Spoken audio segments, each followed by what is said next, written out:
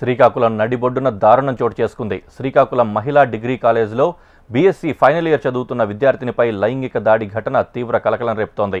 తీవ్ర గాయాలైన విద్యార్థినిని హుటాహుటిన ప్రభుత్వ సర్వజన ఆసుపత్రికి తరలించి చికిత్స అందిస్తూ ఉన్నారు. విద్యార్థినికి ఫోన్ చేస్తే లిఫ్ట్ చేయడం లేదని, వేరే అమ్మాయి తమకు ఫోన్ చేసి విషయాన్ని చెప్పిందని తల్లిదండ్రులు చెప్తున్నారు. కాలేజ్ యాజమాన్య నిర్లక్ష్యం వల్లే నిరసన తెలియజేస్తున్నారు. డిగ్రీ కాలేజ్ ఎదుట ఆందోళనకు దిగారు. తమకు న్యాయం చేయాలంటూ ధర్నా నిర్వహిస్తున్నారు. ఘటనపై కేసు నమోదు చేసుకున్న పోలీసులు దర్యాప్తు చేస్తున్నారు. మా ఆయన ఆటో డ్రైవర్ అండి. మా రైతు కూలీలు 3 సంవత్సరాలు బట్టి అమ్మాయి ఇక్కడే చదువుతుంది. మాకు మీరు ఏమో న్యాయం చేయాలి. ఏం జరిగిందంటే మొన్న 7:30 ఫోన్ చేసింది, బాగానే ఉన్నది.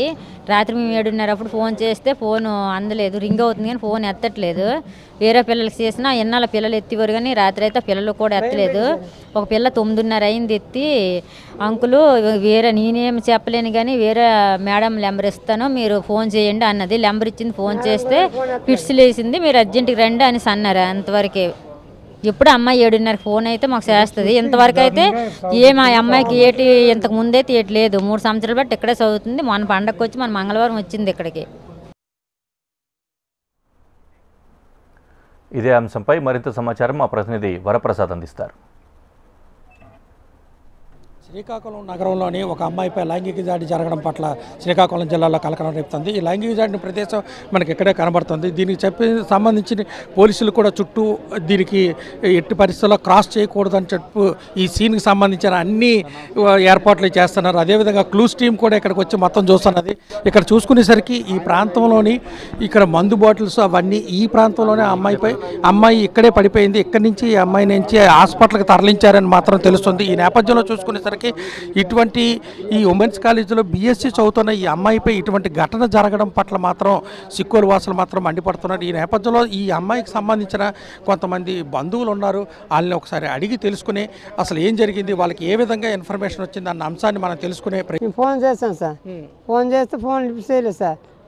మేడం గారు మాకు ఇన్ఫర్మేషన్ ఇవ్వలేదు సార్. నీవు 9:30 వరకు పాప చేస్తుంది. పాప భయపడేమో అంకులు ఇలాగా పిడిచి వచ్చి పడిపోయిందని చెప్పారు సార్. మేము అప్పటికప్పుడు వచ్చాం సార్. వచ్చేసరికి గాయాలు ఉన్నాయి, సాగు బతుకులు ఉన్నాం సార్. అసలు పాప పేరేంటి, అసలు ఏం చదువుతున్నదండి? పాప Lakshmi sir, last year sir. అదే సార్ 6:30 నుంచి మేము వెయిట్ చేస్తాం సార్. అంటే ప్రతిరోజు కాల్ చేస్తుండే వాళ్ళం. అదేవిధంగా నేను 6:30 నుంచి కాల్ చేస్తుంటే స్పందన లేదు సార్. ఏంటంటే టెన్షన్ పడుతుంది. ఆ యాజమాన్యం కానీ ఆ వార్డెన్ మేడం గారికి ఎవరు ఇన్ఫర్మేషన్ లేదు సార్. ఒక మారుమూల ఆ లోపల తీసుకెళ్ళి ఇలాంటి సిచ్యువేషన్ జరిగింది సార్. వెంటనే మేము వచ్చి రాత్రి 11 అయింది. వచ్చి అక్కడ ఇచ్చేస్తే అక్కడ బీర్ సీసాలతో మొత్తం మందు సీసాలతో మొత్తం అన్నీ ఉంటే అప్పుడు కూడా యాజమాన్యం కనీసం ఇలా జరిగింది అంటే ఇది లేకంటే పిట్స్ వచ్చి ఆ ఇరక్కలకి వెళ్ళి పిట్స్ వచ్చి పడిపోతుంది సార్. అక్కడ మందు సీసాలు అన్నీ ఉన్నాయి సార్. అప్పటి నుంచి మేము ఇచ్చేస్తుంటే ఇప్పుడు పాప సాగు బతుకుల్లో ఉంది అక్కడ బలగ హాస్పిటల్లో. ఇప్పుడు కూడా మాకు న్యాయం అనేది జరుగుతుందో జరగదనేటువంటి భయాందోళనలో ఉన్నాం సార్ మేము. వాళ్ళు కూడా ఇప్పటికీ అదేంటి సార్ మరి మాకు ఉన్న పరిస్థితులు ఇంకెవరికి జరగకూడదు. వార్డెన్లు అందరూ కూడా అలర్ట్గా లేరు. ఇక్కడ లోపలికి గేటు దగ్గర వాచ్మెన్ ఉన్నారంటే వాచ్మెన్ కూడా అసమర్థుంది, యజమాని కూడా అసమర్థుంది. దాని గురించి ఇది బాగుండాలంటే లోపలికి ఎవరు కూడా జెంట్స్ అని కూడా రాకూడదు. ఉమెన్స్ కాలేజ్ అంటే ఉమెన్స్ కాలేజ్లో ఉండాలి. ఆ ఉమెన్స్ వాళ్ళు కూడా జెంట్స్లో అక్కడ జాయిన్ చేయడం హాస్పిటల్లో. హాలేళ్ళకి వచ్చారు 4 లేడీస్ వెళ్ళి జాయిన్ చేయాలి, లేదా అంబులెన్స్ ఫోన్ చేయాలి. దానికి మీరందరూ కూడా మీ ప్రస్తుతం కూడా సహకరించి ఎవరైతే నిందితులు ఉన్నారో వాళ్ళకి అరికట్టాలని ఈ రోజు నుంచి ఈ ఉమెన్స్ కాలేజీలో ఏ అమ్మాయి కూడా అన్యాయం జరగకూడదు, ఆవిడ జరిగిన అన్యాయం ఇంకెవరికి జరగకూడదని చెప్పి కూడా మీ అందరికీ తెలియపరుస్తున్నాం. సార్ చెప్పండి, అసలు మీరు ఈ ఘటనకి ఎలాగా, ఎందుకంటే యాజమాన్యం కానీ అధికారులు కానీ మీకు ఫోన్లు చేయలేదా? చేయలేదు. అసలు ఏ ఊరు అమ్మాయిది, ఎన్ని సంవత్సరాల నుంచి చదువుతుంది? కొండగూడెం సంతకాడి మండలం. అమ్మాయి పేరు లక్ష్మి. ఆవిడకి 3 సంవత్సరాలు చదువుతుంది. ప్రతిరోజు తల్లిదండ్రులు సాయంత్రం 6:30 అయ్యేసరికి కాల్ చేయడం అలవాటు. 6:30 నుంచి 9 వరకు కాల్ చేస్తే కాల్ అంతవరకు ఎత్తలేదు కదా.